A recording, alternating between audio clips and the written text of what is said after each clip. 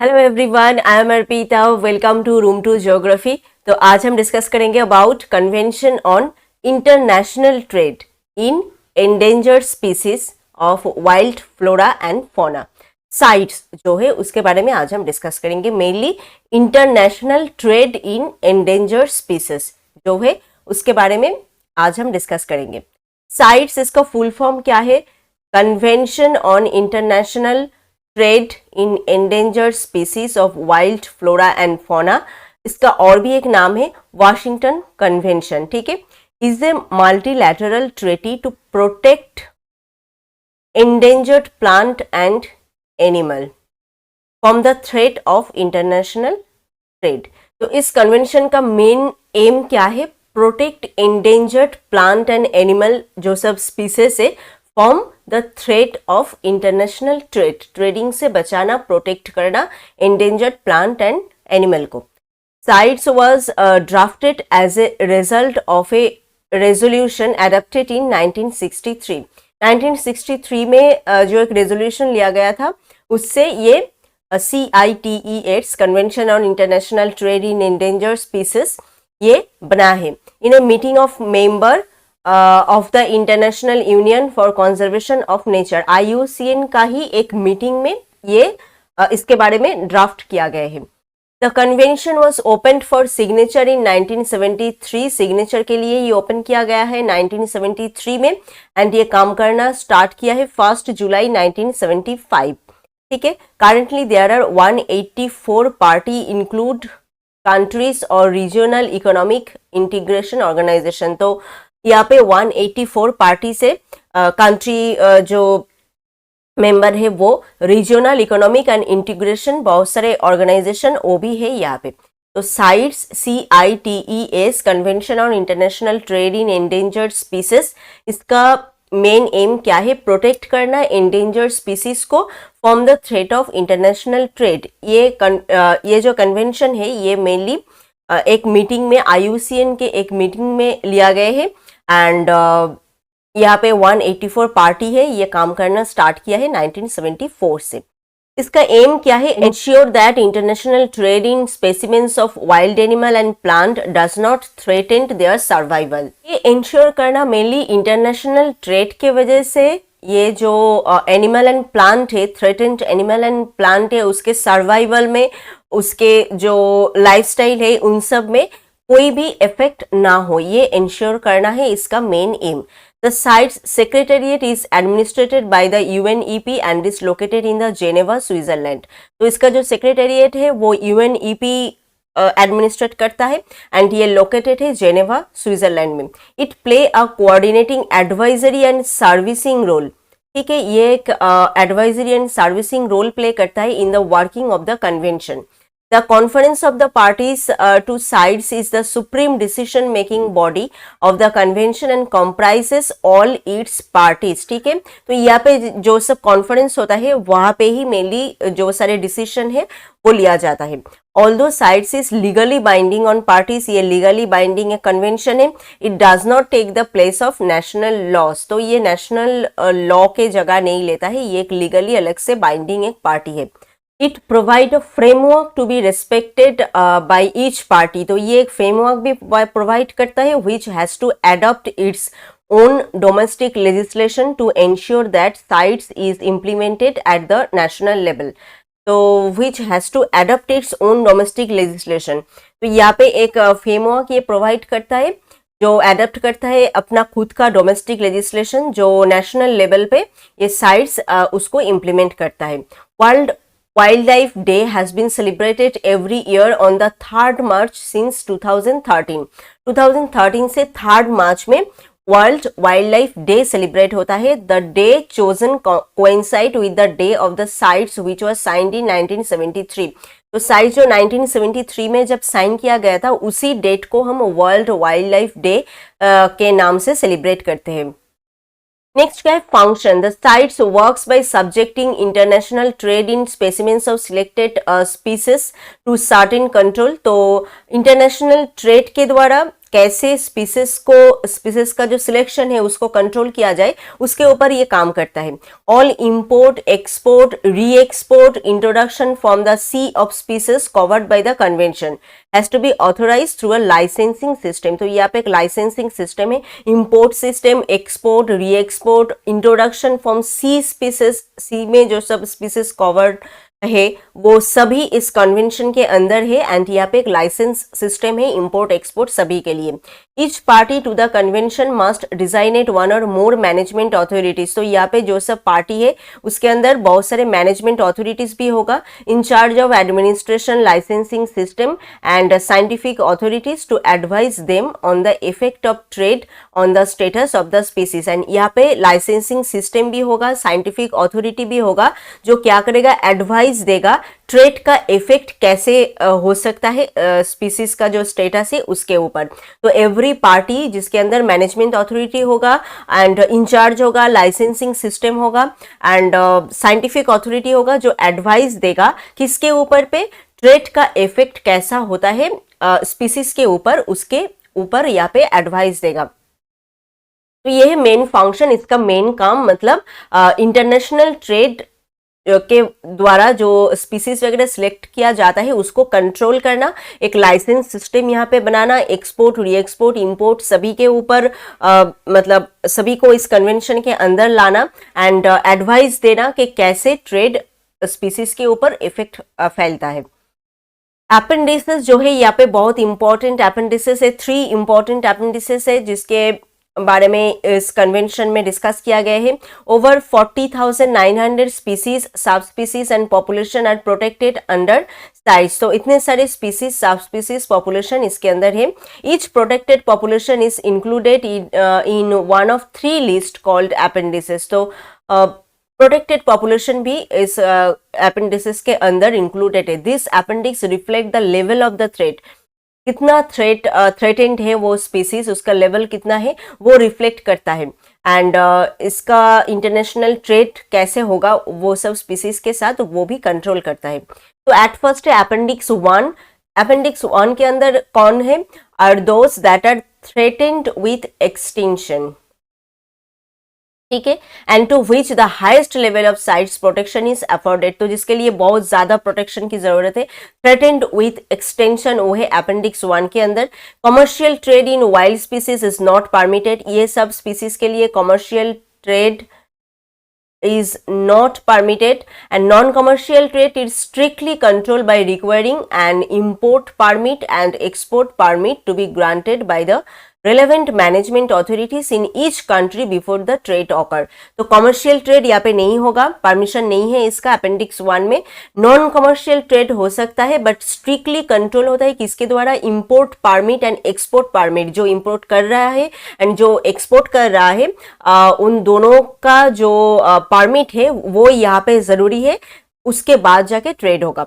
Appendix 1 include, इसके अंदर कौन कौन से स्पीसीज इंक्लूड है, red panda, western gorilla, chimpanzees, tiger, Asian elephant, some population of African bush elephant, the monkey, puzzle tree, ये सब है अपेंडिक्स 1 के अंदर।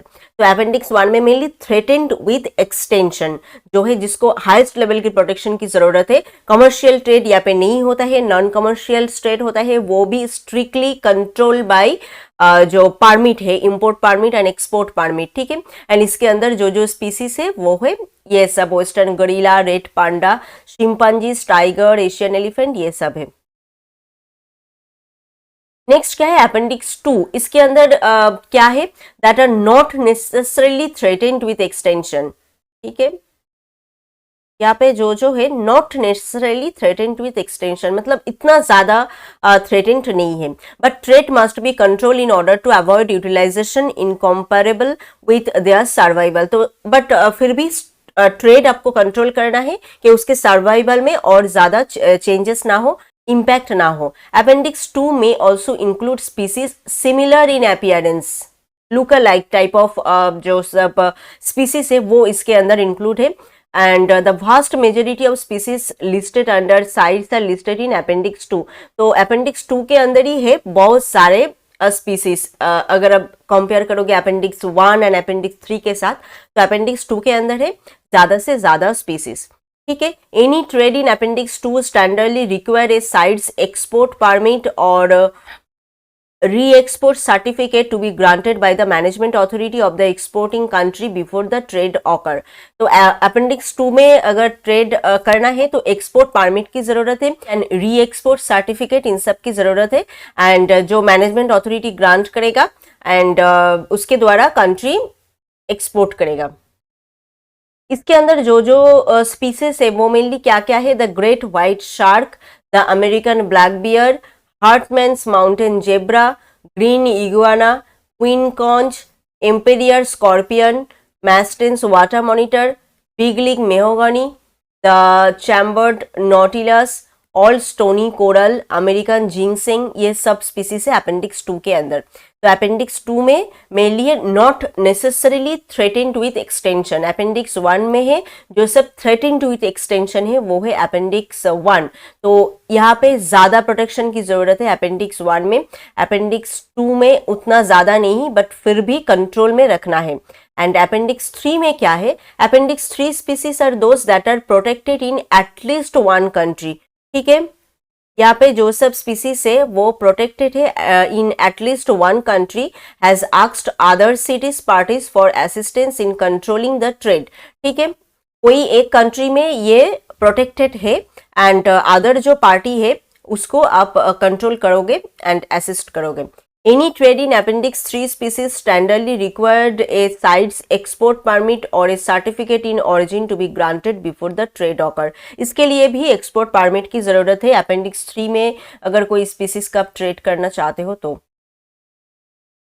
एग्जाम्पल ऑफ स्पीसीज जो है अपेंडिक्स 3 के अंदर वो क्या क्या है, the countries that listed are the Hoffmann's two-toed sloth by Costa Rica and sitatunga by Ghana, African civet by Botswana। Species may be added to or moved from Appendix 1 and 2 or moved between them only by the conference of the party। तो appendix 1 में जो सब species है and appendix 2 में जो सब species है एक दूसरे के अंदर मूव कर सकता है एंड रिमूव हो सकता है, ऐड हो सकता है, वो किसके द्वारा, by only by the conference of parties. But appendix 3 में जो सब स्पीसीज है उसके अंदर अगर आप ऐड करना चाहते हो एंड रिमूव करना चाहते हो तो उसके लिए क्या जरूरी है, एनी टाइम आप कर सकते हो बाय एनी पार्टी यूनिलैटरली। ठीक है, कोई भी एक पार्टी के द्वारा आप एनी टाइम ये कर सकते हो। तो ये गया 3 इंपॉर्टेंट चीजेस of this convention, mainly appendix 1, appendix 2 and appendix 3। Contribution of CITES, the CITES regulate international trade in close to 35,000 species of plant and animal. ठीक है, इतने सारे प्लांट एंड एनिमल का इंटरनेशनल ट्रेड रेगुलेट करता है CITES, with international commercial trade generally prohibited for 3% of this species. तो इसके अंदर से 3% स्पीसीज का कमर्शियल ट्रेड प्रोहिबिटेड है, with international commercial trade for remaining 97% regulated to ensure the trade is legal, sustainable and traceable.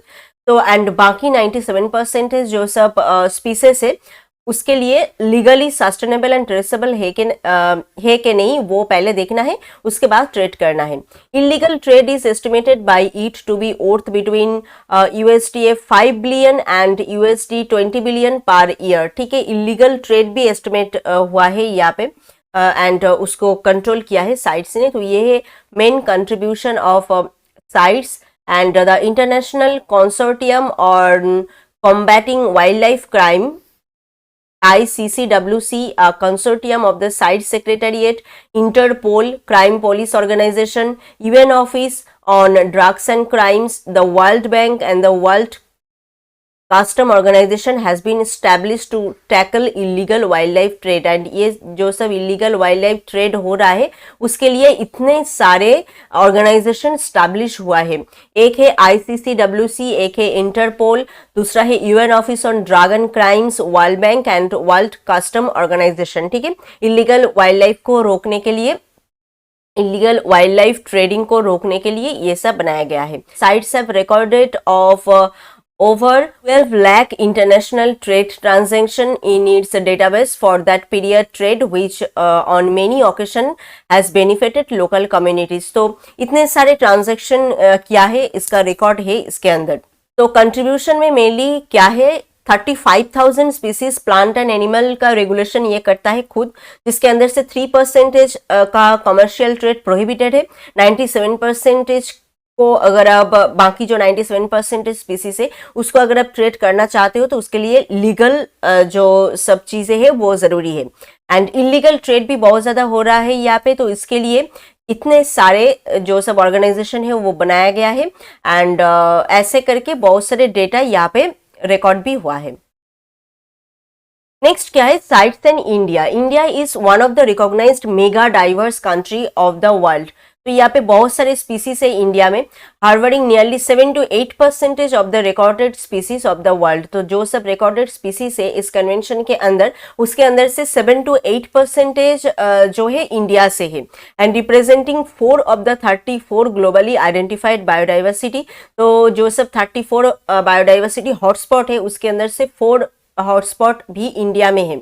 India is also a vast repository of traditional knowledge associated with biological resource. तो यहाँ पे बहुत सारे biological resource भी है, जैसे animal के अंदर 91,200 स्पीसीज एंड प्लांट के अंदर 45,500 species have been documented in the 10 biogeographic region of the country. तो इतने सारे एनिमल प्लांट ये सब है, इसके प्रोटेक्शन की भी जरूरत है। So inventories of flora and fauna diversities are being progressively updated with several new discoveries through the conduct of continuous survey and exploration। तो बहुत सारे न्यू जो सब एनिमल है, प्लांट है, उसका डिस्कवरी भी हो रहा है एंड इस लिस्ट को अपडेट भी किया जा रहा है time to time. India being a CITES party, इसका एक पार्टी के लिस्ट में भी है India.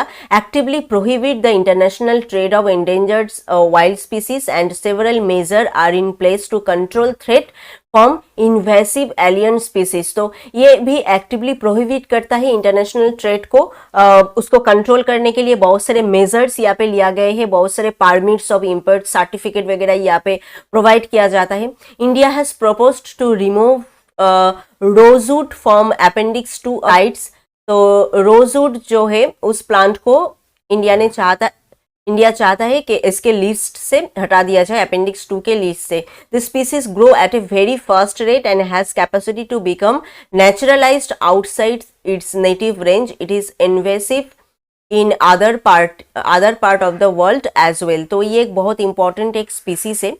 The regulation of trade in the species is not necessarily to avoid it becoming eligible for inclusion in Appendix 1 in the near future। तो यहाँ पर regulation भी बहुत सारे लिया गए हैं ट्रेड के लिए, एंड वो आप अवॉइड नहीं कर सकते हो, बहुत ज़्यादा ज़रूरी है एंड फ्यूचर के लिए obviously. India has also proposed to transfer small cloud otters, smooth coated otters, Indian star tortoise from Appendix 2 to Appendix 1, thereby giving more protection of the species। क्योंकि Appendix 1 में ज़्यादा प्रोटेक्शन होता है, तो Appendix 1 में इन sub species को ये transfer करना चाहता है, क्योंकि इसको बहुत ज़्यादा और भी प्रोटेक्शन की ज़रूरत है। Proposal also include inclusion of gecko and wedgefish in Appendix 2 of CITES। The Jico is traded highly for Chinese traditional medicine। तो ये मेनली चाइनीज ट्रेडिशनल मेडिसिन के लिए ट्रेड किया जाता है। तो ये है convention on international trade in endangered species. इसके अंदर मेन चीज क्या है इस कन्वेंशन का, कैसे इंटरनेशनल ट्रेड के वजह से जो एंडेंजर्ड स्पीसीज के ऊपर इफेक्ट हो रहा है, उसके सर्वाइवल में चेंजेस आ रहा है, उसको आप कैसे प्रोटेक्ट कर सकते हो, कैसे इन सब चीज से वो सब स्पीसीज को आप बचा सकते हो, वो है main concern in this convention. ठीक है, एंड इसके लिए यहाँ पे 3 अपेंडिक्स बनाए गए हैं। अपेंडिक्स 1 में सबसे ज्यादा प्रोटेक्शन होता है, क्योंकि यहाँ पे थ्रेटेंड विथ एक्सटेंशन जो सब स्पीसीज है वो रहता है, एंड अपेंडिक्स 2 में भी कंट्रोल किया जाता है, एंड बहुत सारे लीगल चीजें यहाँ पे है जिसके द्वारा आप ट्रेड कर सकते हो। अपेंडिक्स 3 में जो एटलीस्ट 1 कंट्री में प्रोटेक्टेड है ऐसा जो सब स्पीसीज है वो है अपेंडिक्स 3 में, एंड क्या क्या कंट्रीब्यूशन इसका है इंडिया के साथ, इस कन्वेंशन का रिलेशन मेनली क्या है। इंडिया जो है ये साइट्स इसका एक पार्टी मेंबर है, बहुत सारे इंटरनेशनल ट्रेड को यहाँ पे प्रोहिबिट किया है, एंड कैसे सब स्पीसीज को आप ज्यादा प्रोटेक्शन दे सकते हो उसके बारे में भी सोचा है। तो आई थिंक आज का ये कन्वेंशन आपको समझ में आया है, convention on international trade in endangered species. ठीक है, तो if this video is helpful to you then please subscribe room to geography. मिलते हैं और एक नए वीडियो में और एक नए टॉपिक के साथ। Thank you.